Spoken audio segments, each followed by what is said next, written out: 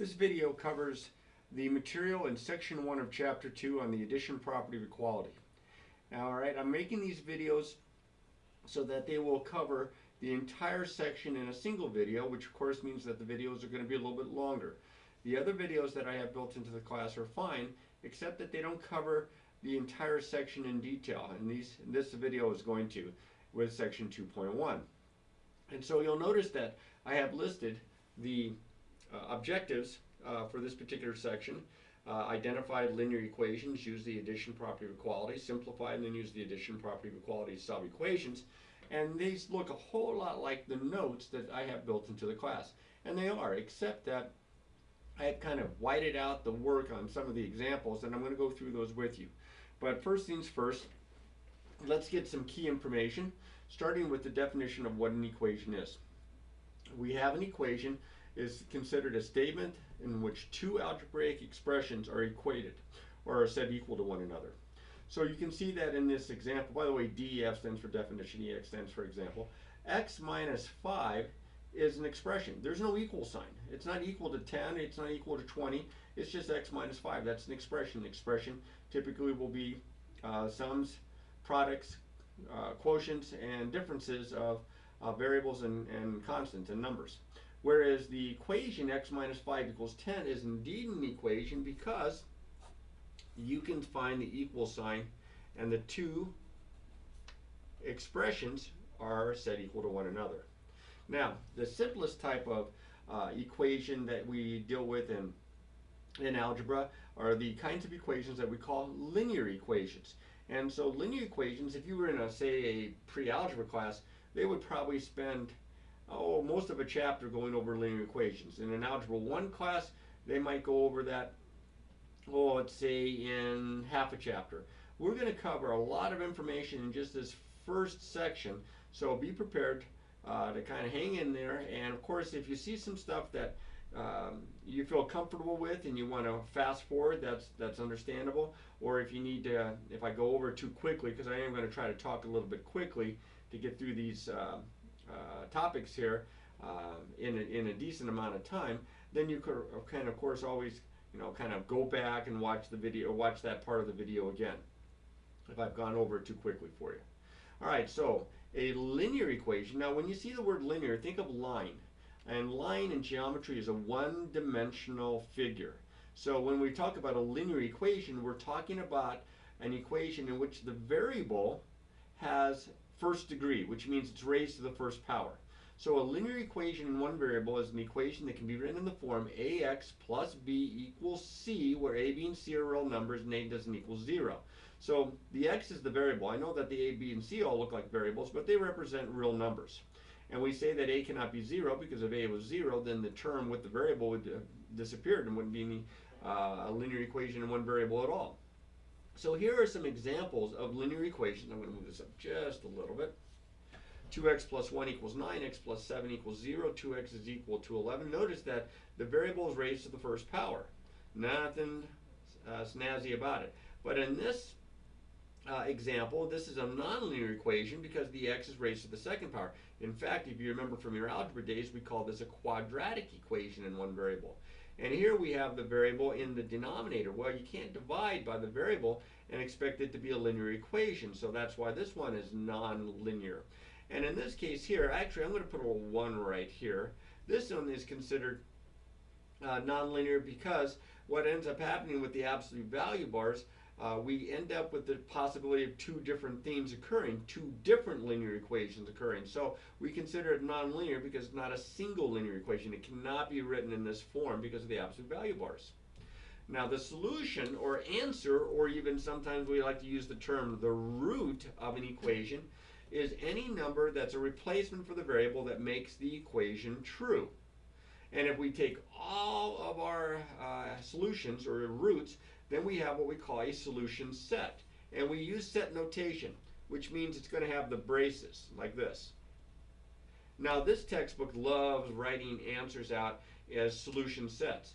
And I'm going to kind of talk about that in just a little bit. So you may see for odd numbered problems, or in the examples that are in the book, you may see the notation here for solution set used quite a bit. But a solution set is a set or collection of all of the solutions. Equations that have the same solution set, they have the same solution set, they might look different, but they have the same solution set, are called equivalent equations. And that's really important because the whole idea to solve equations is to use properties of algebra and rewrite and get equivalent equations until we get to a point where we have the variable isolated. Now I'm kind of jumping the gun there just a little bit. Let's look at this linear equation, x minus 4 is equal to 7. Now it doesn't take a long time for you to sit there and think what number minus 4 is equal to 7, because we can do this in our head. We know that 11 minus 4 is equal to 7. But how do we know that for sure? Well, to know that for sure, we would use the idea of what a solution is. It's a replacement that makes the equation true, and we would substitute our solution, our root, in for the variable to see if we get a true statement. So let me move this over and bring this one on up. So we can check by plugging the 11 in for the variable, in for x, and simplifying. So here is the equation that I had on the other one, and you can see I'm plugging the 11 right in for the x, and then I do the arithmetic. And of course 11 minus 4 is 7, 7 equals 7 is a true statement. So first we plug in, then we simplify, and we see if we get the same number on both sides. Now, if you stop here and you say, well, I know that's true, then state it is. Because if you're going to do a check for a solution, the final statement of the check should be some number equals itself. Now, can we solve all equations mentally? Can we just look at them and figure them out in our head? Well, there may be some people somewhere out there in the world that can do that. And I can do that for certain kinds of equations. Like in this example here, I can do this one in my head because I know that 6 minus 1 is equal to 5. But even though I wrote this equation down for an example, I can't do this one in my head. Now there may be some people that can, but I can't do this. The fractions and the decimals are messing me up. So when we get equations that are too difficult to do, then we need a systematic way of solving equations. And we'll use this systematic way even if it's a really easy equation. We'll start with the easy ones and we'll work our way to the more difficult ones. So remember here that we're going to come up with a set of rules, guidelines, that are going to help us to solve equations that we can solve whether they're really simple or they're much more difficult. Now, the key to solving an equation, as I mentioned before, is to isolate the variable. We want to get the x, because that's our variable in this equation, x minus 4 equals 7. Still looking at this equation. I already know the answer. I already know it's 11, but just looking at this equation, I want to isolate the x. Now, to isolate the x means to get the x all by itself on one side. And that would mean, in this case, that we would have to eliminate the minus 4 that's right next to it.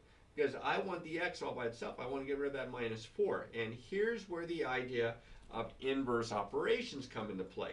Now you should already know this, but the inverse operations that we deal with most commonly are adding and subtracting and multiplying and dividing. We have two sets of inverse operations. If you think of a number, any number, and you add 5 to that number and then you subtract 5 from that number, that new number, you'll get right back to the original number, because adding and subtracting undo one another. They're inverse operations. And so to get rid of a minus 4, I have to do the inverse operation, which of course would be to add 4. So what I'm going to do is, here's my equation again. X minus 4 is equal to 7. I'm going to add 4 to the left side of my equation. That's this part right here. By the way, the left side means it's to the left of the equal sign. The right side means it's to the right of the equal sign. And I'm going to add 4 to the left side, and I'm going to add 4 to the right side. Because it's kind of like a balance or a teeter-totter. If I add something to one side of my equation, I must add the same number, the same exact number to the other side of the equation, or I lose my balance. I lose my equilibrium, my equality. So I went ahead and added 4 because the minus 4 and the plus 4 are going to undo one another. We know that when you subtract 4 and add 4, they undo one another, so they kind of cancel out. Let's drop down to here. Here's my equation again. X minus 4 is equal to 7. I add 4 to both sides. The minus 4 and the plus 4 cancel one another out to 0. And so I write x plus 0 is equal, now of course 7 plus 4 is 11. And anytime you add 0, since it's the additive identity, we just get that other add-in right back. So we get x plus 0 equals 11. We have x equals 11. which we knew from before because that was a problem that we worked on the first started on the other sheet of paper that I had. So for right now, we are going to undo subtraction by adding. Now, I will tell you that a lot of you guys, I've watched your work, a lot of you guys don't like to add 4 horizontally, where I add it on the ends. A lot of you like to add 4 to both sides vertically, so that these will cancel out. I think it's easier to see how they cancel out that way, is equal to 11. I don't have a serious problem with that, except that I will tell you there are some math teachers that will not accept it this way because it doesn't follow the property of equality that I'm going to discuss here in just a second. I'll kind of point that out to you. Well, I don't have a problem with it as long as you know that it's the same as this, and can write it this way if need be. You might get an instructor that expects it that way. So remember, the steps that we write for solving the equation, we can check it by substituting the answer back in. Now we've already done that, so I'm not going to do it again. But we would just plug the 11 right back in and show, like we did here, that we have equality. So that property that I'm using here is called the addition property of equality. The addition property of equality says that if A, B, and C represent real numbers, and if A equals B, then, I think it's supposed to say and, A plus C is equal to B plus C.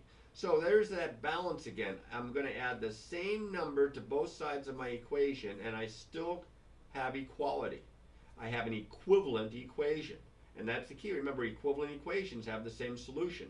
So if I have a complicated looking equation and I can rewrite it and simplify to an equivalent equation that's simpler, that's to my advantage. That's the key to solving linear equations. Okay, so again, I've got the mention of a teeter-totter here. Think of it as a balance. If you add weight to one side, you have to add the same amount of weight to the other side. Otherwise, you lose the balance there. Now, I'm going to go through the steps of an example that I've already worked out, and then I'm going to do one here that is very similar that I'm going to show you the steps as we go through it one by one. Notice here I've kind of written over to the side here what I'm doing in the process of solving this equation. So, and SOL means I'm solving or I'm finding the solution here. So, x minus 12 is equal to negative 3. Now, I threw a negative in, and that might rattle a few of you because I know negatives are not necessarily your favorite numbers, but you do need to know your arithmetic for positives and negatives. That's why we had that review chapter, and in chapter 1 and in the chapter R there. So I have x minus 12 is equal to negative 3, and I want the x all by itself. So to do that, I've got to, very similar to the last example, I've got to get rid of the number that's next to it. I've got to get rid of the minus 12. And using inverse operations, the inverse of subtraction is addition. So I am basically adding 12 to both sides. I'm going to have to add 12 to both sides. This is that addition property of equality. I'm allowed to add the same number to both sides. The minus 12 and the plus 12, and I usually like to cross them out because that's just the way I roll. And I get x equals, and of course negative 3 plus 12 is a positive 9. Make sure of your signs. Even if you have to double check it with a calculator, make sure of your signs. You do need to know your rules for adding, subtracting, multiplying, and dividing positive and negative numbers, the integers. Now, to check my work, and I usually put CK for check here, but to check my work, I plug 9 in for x. So back to the original problem, you see where the x was, I replace it with my 9, and then I check to make sure it works out. Now, of course, 9 minus 12 is the same as 9 plus negative 12, adding the opposite, and I do get negative 3. So 9 is a solution. So I like to write my answer like this. But if the directions ask for a solution set, then I just put my answer in the braces. And this, like I said, this book likes to use solution sets quite a bit. So you'll see this notation a decent amount with the little braces there around it. All right, now here's another equation. The only thing that's really different about this one as compared to the one I just did is that I have some decimals, so I have to be careful with my arithmetic. My variable is m, and there is a 4.1 being subtracted from m. So to get the m by itself, I have to undo subtracting 4.1. So I write the side down, and I do the inverse of subtracting 4.1, which is to add 4.1 to both sides. Again, do it to one side, have to do it to the other. So these will cancel, and I will get m equals, and now I just have to be careful with my arithmetic because I have a negative and a positive, and I have decimals.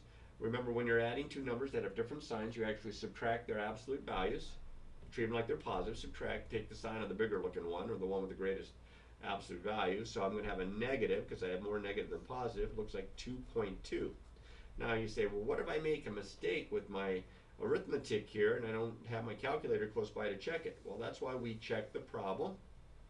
So CK for check. I'm going to plug negative 2.2 right in for M.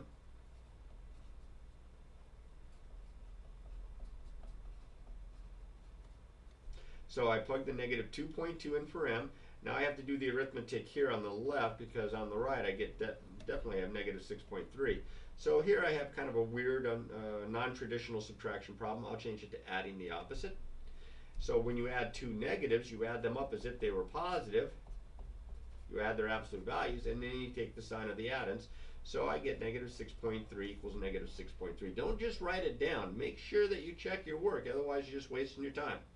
And there's my answer, and I feel pretty comfortable with that. Now, because when I subtract, like I did here, it's the same as adding the opposite, I can encounter more kinds of problems, linear equations, because I can remember that subtraction is the same as adding the opposite, and that will help me. But before I get to that, I wanted to pose the question, what happens if the variable is on the right side of the equation? I mean, so far my examples, the variable has been on the left side. Not to worry. Here's an example of a problem where the variable's on the right side of my equation. I have negative 15 equals x minus 3.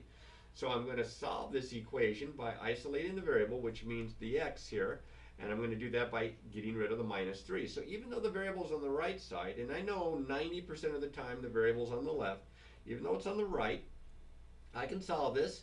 I can go ahead and solve this equation by using the addition property of equality and get rid of the minus 3 by adding 3 to both sides. So I'll add 3 to the left side, and I'll add 3 to the right side. And notice that when I write it out horizontally like this, I do this in such a way that the part that I'm adding is on the end of the side. It's on the end of the statement. So negative 15 and a positive 3 is negative 12. Minus 3 and a plus 3, that's just 0. So I'm going to get x plus 0, which is x, and there's my solution. Now you say, well, what if I'm doing this and it's multiple choice, and on the answers, that's not one of the choices, but they have the choice written as x equals negative 12. Is that the same thing? Absolutely, it's the same thing, because of a property that's called the symmetric property of equality, which says, I'm going to write it up here, symmetric property of equality. Lots of properties in algebra. The symmetric property of equality says essentially if A equals B, then B equals A. Okay? You can just kind of flip the sides around. So I can write it like this as well. In fact, some students, they don't want to solve the equation if it's on the right. They'll take the symmetric property of equality right off the bat. They'll write it as x minus 3 equals negative 15. So just switch the sides around, and then they solve it from there. That's fine. I'm going to check my work. I'm going to plug negative 12 in for x. I get negative 15 equals negative 12 minus 3. Negative 12 minus 3, remember subtraction's like adding the opposite, so I get a negative 15 here, and it checks out okay. That's not my answer, that's my answer. And again, if they ask for a solution set, you would just write the brace, put the negative, you don't write x equals in the braces, just the number itself. Okay. Now, a lot of books will talk about the addition property of equality, and then 2 seconds later they talk about the subtraction property of equality. And you can guess what the subtraction property of equality says, because the addition property of equality says you can add the same number to both sides of an equation. Well, the subtraction property of equality says you can subtract the same number from both sides of an equation. But when you think of subtraction as adding the opposite, the subtraction property of equality is just a special case of the addition property of equality. So you may not see this title very, very often. They may just consider it as the addition property of equality, because again, if you are subtracting something from both sides, it's the same as adding the opposite. So let's try an example. N plus 7 equals 22.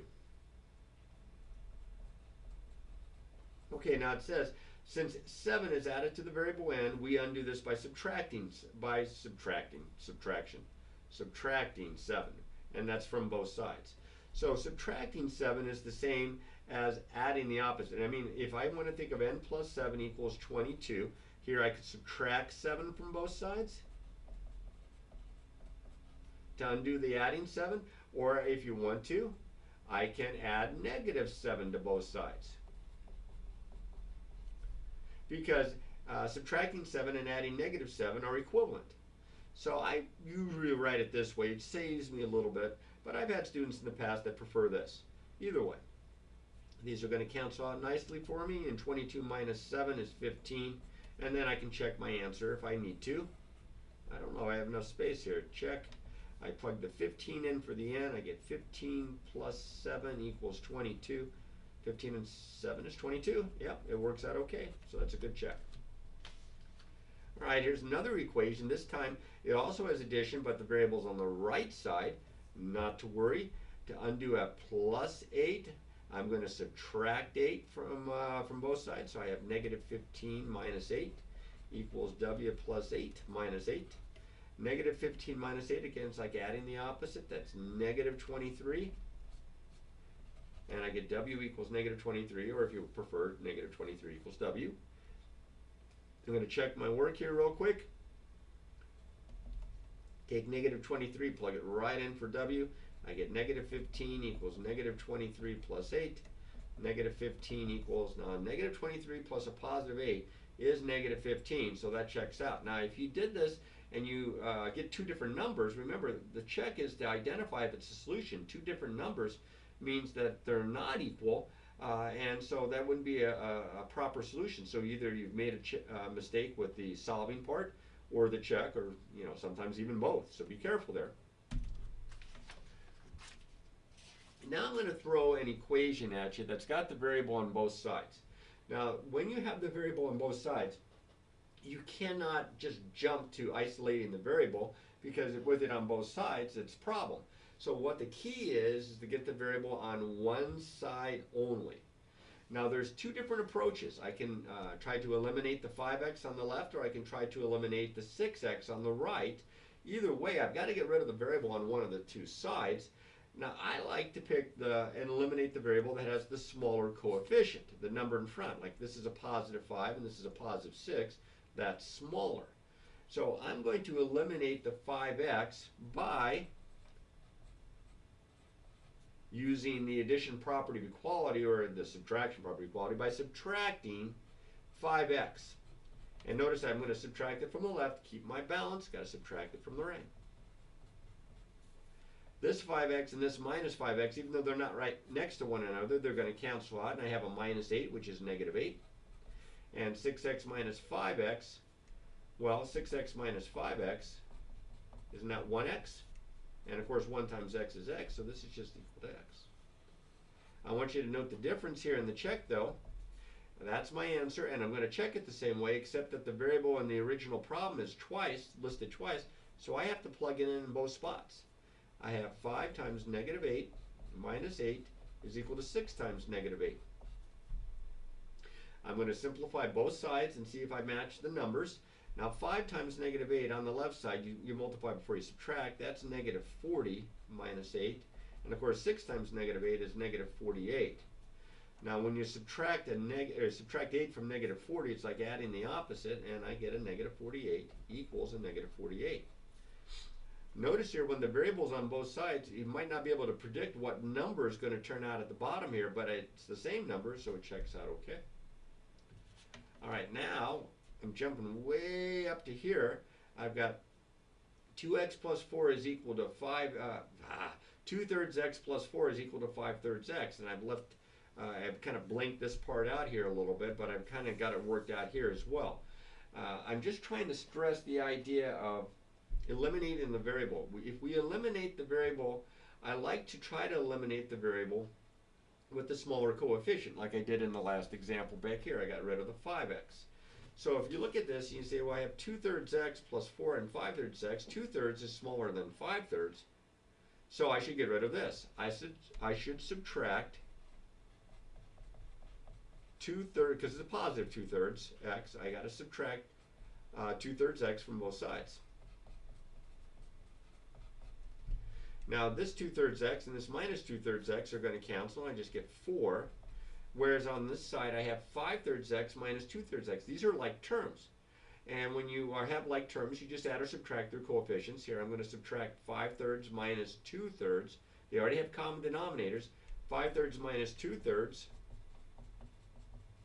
is 3/3, which is 1. So all of this is just 1x, which is x, and there's my answer. And that was kind of nice because the x was all by itself. I could do the problem by eliminating the 5/3 x, but I want to show you the extra steps that's going to require. See how I got it done fairly quickly? But here, if I do it and subtract 5/3 x from both sides, 2/3 x minus 5/3 x is negative 3/3 x, or negative 1x, and then plus 4, and then 0 over here. Then I have to subtract 4 from both sides, and I get negative 1, or the opposite of x. It's not negative x, it's the opposite of x, is equal to negative 4. And then I finally get my answer here to match what I had in a lot less work here. You can see the advantage sometimes on getting rid of the one with the smaller coefficient. But here's the key advantage. I have lots of sign mistakes occur. And when I can avoid a negative, I try to avoid a negative. Now, I want you to notice the jump here. The opposite of x equals negative 4, and I jump to x equals 4, because if the opposite of x equals a number, then x has to equal the opposite of that number. The opposite of x equals a implies that x is equal to the opposite of a. It's like I'm taking the opposite of both sides. It's kind of the same as multiplying both sides by negative 1, but I'm jumping ahead a little. And there's my answer. All right, I know that this is already a long video, but I've got some more examples because the equations do tend to get a little bit more involved. So let's go through these examples here. 6x minus 8 is equal to 12 plus 5x. Now notice the variables on both sides, and I have an extra term on both sides as well. So I have 6x on the left, 5x on the right. If I want to be true to what I was saying before, I am going to get rid of the 5x because it has a smaller coefficient by subtracting 5x from both sides. So 6x minus 5x, that's 1x or just x, minus 8 is equal to 12. Now, I'm not done. I'm close. The x is all by itself on one, or it's on one side, I should say. It's not all by itself. I have a minus 8, so to undo subtracting 8, I'm going to add 8. We've done this before, this kind of a step. Notice a couple steps though. And I get x is equal to, it looks like 20, and that seems to be my answer. To make sure it's my answer, I'm going to check, and I'm going to have to take the 20 and plug it in there and in there. So I have 6 times 20 minus 8 equals 12 plus 5 times 20. Hopefully you can see that. I didn't want to try to squeeze it in down there. 6 times 20 is 120 minus 8 equals 12 plus 5 times 20 is 100. 120 minus 8 is 112, and 12 plus 100 checks out okay. That's a legitimate answer. Okay, now we'll make it even more involved by having some like terms. Now I know that this is kind of light. That's a 9 right there. So I have 9r plus 4r plus 6 minus 2 equals 8r plus 4 plus 4r.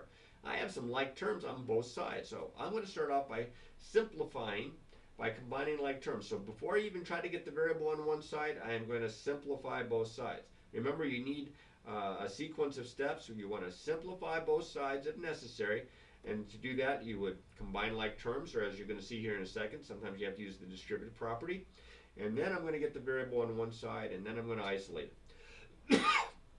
So 9r plus 4r is 13r. A plus 6 and a minus 2, that's a plus 4. So I've combined like terms on the left. On the right side, I have an 8r plus a 4r, that's 12r. And then I have a plus 4. Now I'm going to go ahead and I'm going to get rid of the variable on one of the two sides. I'll get rid of the 12r because it's smaller than 13. So 13r plus 4 minus 12r equals 12r plus 4 minus 12r. And this is where I know a lot of you would just put minus 12r underneath because it's less writing that way. So 13r minus 12r is r plus 4 equals 4. I have to get rid of the plus 4, so I can either add negative 4 to both sides or just subtract 4 from both sides. Careful with your signs. And of course I get r equals 0. Now, 0 is sometimes confusing to students because they don't expect a 0 as an answer to an equation. But as you can see, it is an answer to this equation. I don't think you've made a mistake. if you want to make sure, we're going to check. I have to plug 0 in here, here, here, and here though. So that's 9 times 0 plus 4 times 0 plus 6 minus 2 is equal to, I don't know if I left myself enough room here. Maybe I better put it down here. 9 times 0 plus 4 times 0 plus 6 minus 2, this is my check, is equal to, now I'll plug 0 in over here, so that'd be 8 times 0 plus 4 plus 4 times 0. Well, all these times 0 is just going to give me 0. So that's 0, and of course that's 4. So 0 plus 0 plus 4 is 4. That's 0, and that's a plus 4, so that's 4 as well, and it checks out just fine. That was a good answer. All right, now, equations can be done more than one way.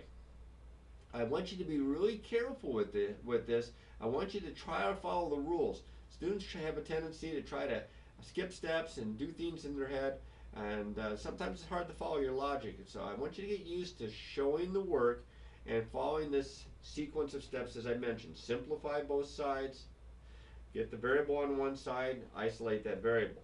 So I'm going to give you an example or two here that involve parentheses. And we're almost done here. All right, the first one here, you can see that I have parentheses, and that's x plus 1 in there, minus the quantity 3x plus 5 is equal to 1. I have to distribute because the variable, although it's on the left side only, is written more than once, and I must simplify this side to isolate it. So that's where the distributive property comes into play. And this is 4x plus 4.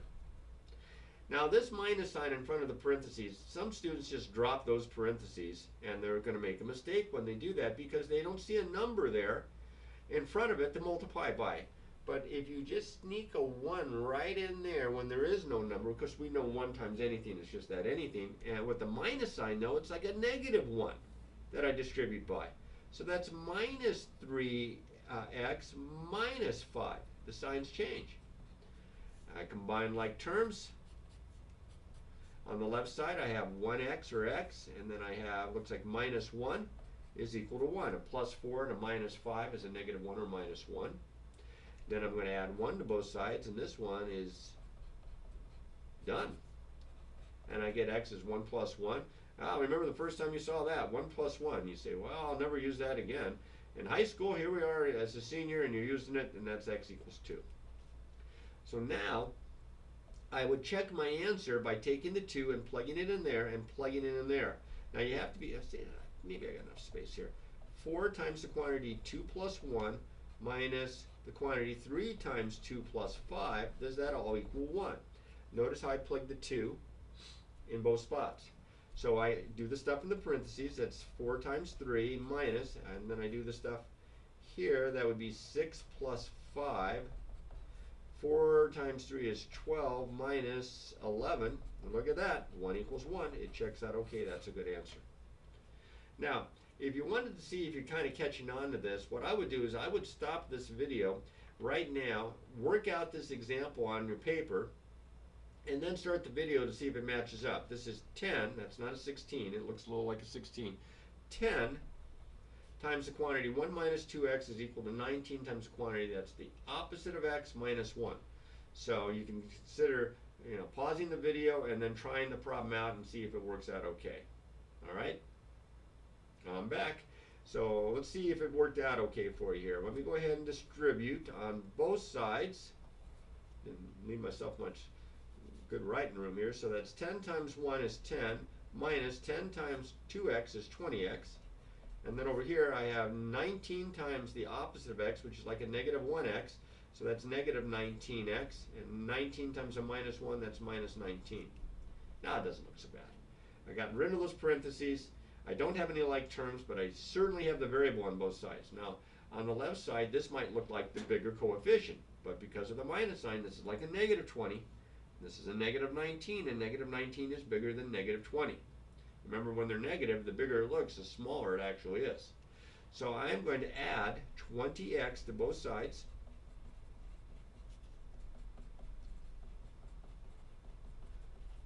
Alright, and I get 10 is equal to, now negative 19x and a plus 20x is 1x or x minus 19. Then I'm going to add 19 to both sides to get rid of the minus 19 there. Trying to isolate that variable.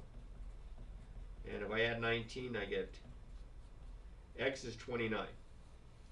Now I tell you, I could look at this problem for a while and think of a lot of numbers and try to plug them in my head, but I doubt if I would be plugging in 29 right away, and that's actually the answer to this problem, as it turns out. So remember, sometimes it's easy, you can look at the equation and you can solve it, but most times, even if on the easy ones, you need that systematic way to solve it. All right, so with that, I'm going to show my age, and I'm going to say, warning, Will Robinson, which comes from an old TV show from the 60s called Lost in Space, where there was always some kind of danger about, and the robot would say, warning, warning, Will Robinson.